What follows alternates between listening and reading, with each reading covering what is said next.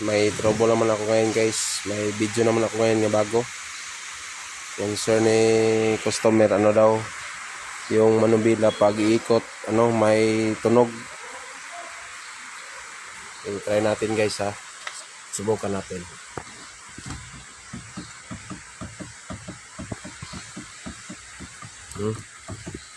Tunog guys.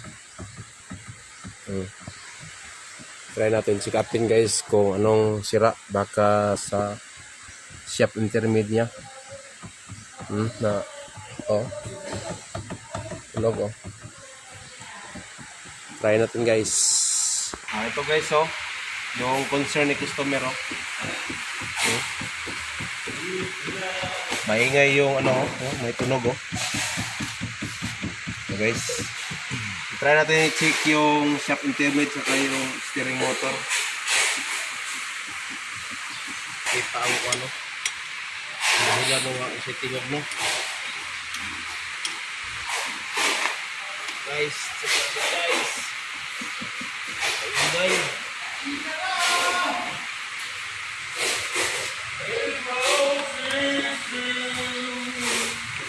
Dapat i-video itong bolt yun no? Okay, nag-video ko. Daga yun.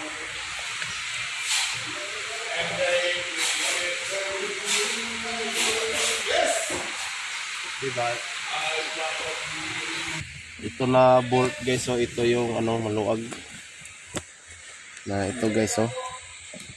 Na ito yung dahilan ng ano guys, so.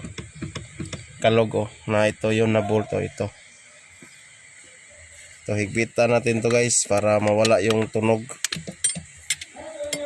Ito guys, so. Kasi karamihan guys, ito yung problema, maluwag lang yung bolt ng ano, yung shaft intermediate guys. Ito lang guys oh. Higpitan guys.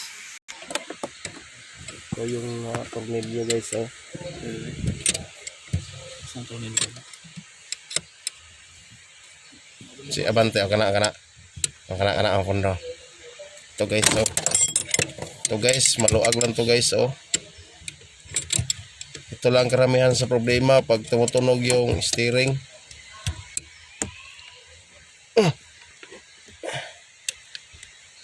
Okay, ito na guys. I-try natin ikot guys kung meron pa ba siyang tunog. Wala na guys oh. Wala na. Okay.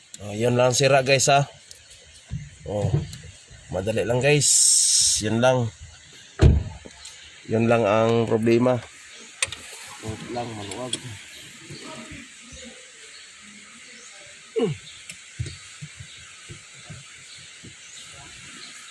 Okay.